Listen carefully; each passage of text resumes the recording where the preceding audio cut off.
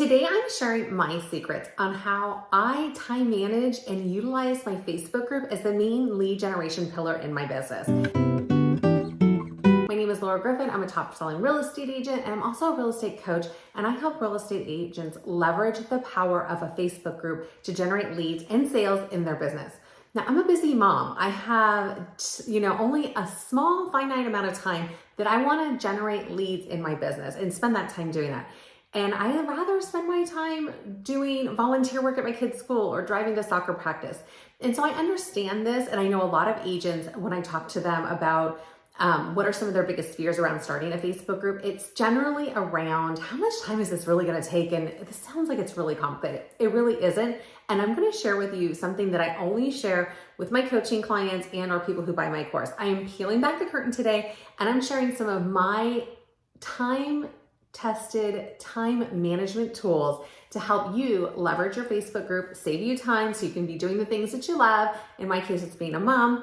And use the Facebook group time management tools to help you leverage your Facebook group as a lead generation pillar in your business. So first and foremost is a content plan. If you don't have a content plan and you're not sure what to post, you need to have one.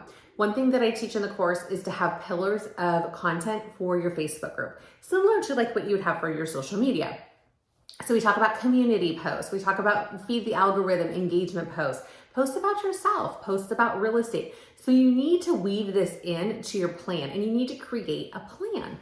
And I like to use, or I recommend using Trello, Asana, ClickUp, some sort of a content management plan tool. So that way you can lay out everything and put in the imagery, put the copy in, when's it going to go out, kind of lay out those framework pieces for your Facebook group. The great thing about using a service like what a Trello, an Asana, a ClickUp is that if you have an admin or another team member who's going to be helping you with your Facebook group, they can all log into the same system and add more information or say, hey, maybe this post doesn't work. I'm also going to teach you how to rinse and repeat your content. So using a system like Trello, ClickUp, or Asana will actually allow you to keep a historical data on your posts that you've used and helps you rinse and repeat, which saves you time. So definitely have a content plan and use a tool to lay out your content. The next tool that I use is Canva. I have a Canva file just for my Facebook group, and I put everything in there that is a templatized static post. So we have posts in there for my Saturday small business, my event posts that I do every Friday. Those are all in Canva, and they're within a folder. So I'm not hunting around Canva going, oh, I need that Friday post for events. Where is it? Or if I'm having an admin help me with finding the events to post into the post, she can just go in there, put in the data and the information, and it's already created for her. I also keep things that I use frequently in my group. Like we have contests. For my birthday, I like to give out Starbucks drinks. So I have a little static image for my birthday with like a barcode that people can scan to get coffee from Starbucks. So I keep everything in there. All of the guides that I've created for my group, any of my freebies or my CTAs are all within Canva. I keep it there, and it's all within one folder. So it saves me time or my welcome post too. That's another one where I have a static image. It's all in there. So when I welcome members, I just go in, take the image, drop it into my group. There's no more searching for things, wondering where things are. And another one of my clients actually took all their static posts and put them in a Google Drive, and they shared it with their admin so their admin could do it for them. So that's another way you can take it out of Canva, create it in Canva, and then take it out and just dump it in a Google Drive to save. Next is a Google Drive. I have a Google Drive folder for all the text. It's in a Word document for all the text that I use frequently in my group. When I welcome members to my group, I hate the generic stuff that Facebook will post. So I have my own verbiage that I like to use, and I have it in a Google Drive. It's in a folder in a Word doc. I just cut and paste. So no more looking for it. All my Saturday small business posts, the copy is already in a folder. I just cut and paste and drop it in. The same with my event posts, my birthday posts. I don't have to think about every year. It's like, what was that birthday post? What do I put? Nope, cut and paste. It saves me so much time. Also, if you're like declining members and you want to send them a message about why you're declining them, verbiage like that is in my Google Drive. And I also have some verbiage in there for my admins that if they need to remove a post or let someone know that they broke the rules, it's all templated in there. So they just have to cut and paste and drop it in. No more thinking about or recreating the wheel every time I need a piece of text for my group. Next is scheduling your posts in advance. I see this as a misstep all the time when I'm coaching clients one-on-one. They have a Facebook group, they didn't have a plan and they weren't using the scheduling tool. Well, today is your day. Use the scheduling tool. In April of 2024, they're going to get rid of all the third-party integrations. So like right now, MailChimp can post for you in your group, but that's going away. And I actually am for that going away. The reason why is if you're using a Hootsuite or another third party that is posting in your group, they're posting as your business.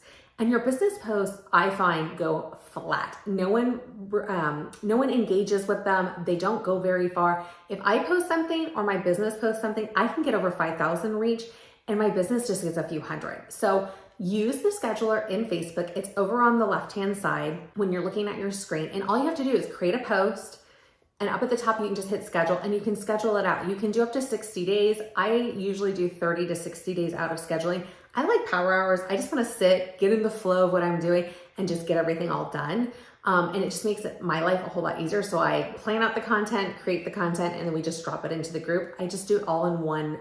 Basically, it takes me about 2 hours to do it now. I'm really efficient at it, maybe a little bit less, but I schedule everything in Facebook. And then if you're wondering, what did I create for this week? Is there posts already? You can just pull up the tool on the left-hand side and you can see what's already scheduled out for the month. This is how I only spend 15 minutes a day in my group. My members think I'm in there all the time because posts are automatically happening, but I'm really not. I'm just in there 15, maybe 30 minutes a night just scrolling and commenting on things.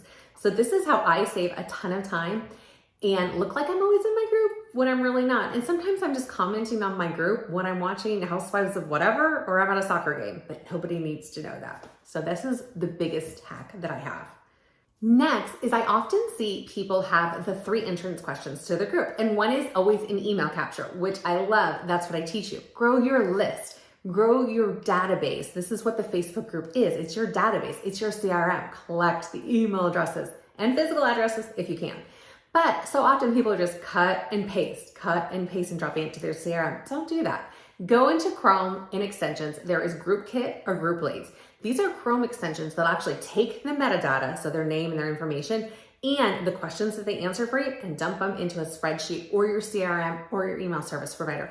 This saves me oodles of time.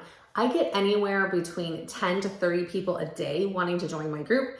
And if I had to sit there and manually approve them and cut and paste their emails, it would take me hours. So use these tools. They do cost a little bit of money. Some of them do have a free option, but most of them, if you want them to integrate with other things, it'll cost you some money, but it's totally worth it. And it'll save you so much time. I can't recommend this more often than not. I mean, this is like the biggest thing to do is get the Chrome extensions from GroupKit or Group Leads. Next is, are you ever sitting there going, what am I going to post in my group today? Or what content should I do? I don't know. I can't decide. So one little tip and trick that I give you in my course is to join other groups in your area or groups nationally that serve the same demographic. If your demographic, like mine is women, millennials, moms, we live in a certain area, but I can search other groups that are very similar and have a similar demographic. And I go through the groups while I'm sitting at a doctor's appointment, a soccer practice, writers club, cheerleading, whatever, waiting in car line to pick up my kid. As I'm surfing through the internet and I'm like, oh, I really like this post in this group and ooh, it's getting a ton of engagement, I take a screenshot of it. Or I can save the image if it's an image.